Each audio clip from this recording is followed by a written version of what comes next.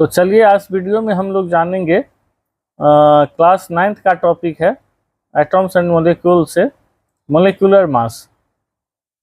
तो molecular mass होता क्या है?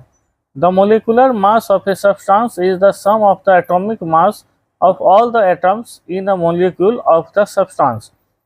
कहने का मतलब है कि कोई भी सब्सटेंस है हमारा, उसका जो मॉलिक्यूल है उसके अंदर जो भी एटम्स प्रेजेंट है उसका एटॉमिक मास का जो सम होगा वही हमारा क्या हो जाएगा, मोलिकुलर मास हो जाएगा। ठीक है, तो एक एग्जांपल हमने लिया है, calculate the molecular mass of HNO3। तो HNO3 क्या है हमारा, इसका जो केमिकल नेम है वो होता है नाइट्रिक एसिड। ओके, तो नाइट्रिक एसिड यानी कि HNO3 क्या है, ये हमारा एक सब्सटेंस है।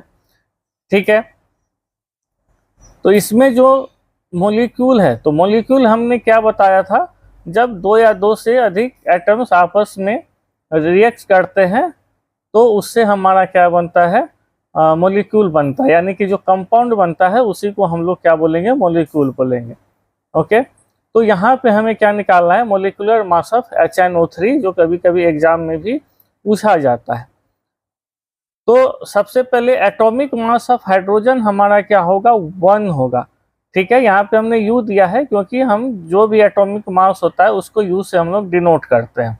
ठीक है, उस सेकेंड में क्या हमारा नाइट्रोजन है, तो एटॉमिक मास ऑफ नाइट्रोजन हमारा क्या हो जाएगा, 14U हो जाएगा। 14 क्यों, क्योंकि जो एटॉमिक नंबर होता है वो नाइट्रोजन का क्या होता है, 7 होता है, और एटॉमिक मास क्या होता है, 14 होता है। सेम उसी टाइप से एटॉमिक मास ऑफ ऑक्सीजन, तो ऑक्सीजन का जो एटॉमिक नंबर होता है वो कितना होता है, 8 होता है, और इसका जो एटॉमिक मास होगा वो कितना हो जाएगा, 16 हो जाएगा।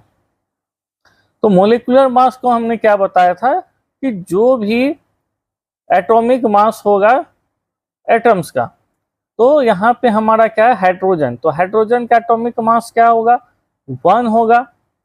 नाइट्रोजन का एटॉमिक मास क्या होगा, 14 होगा, प्लस ऑक्सीजन, तो ऑक्सीजन का जो यहाँ पे संख्या है वो कितना है, 3 है।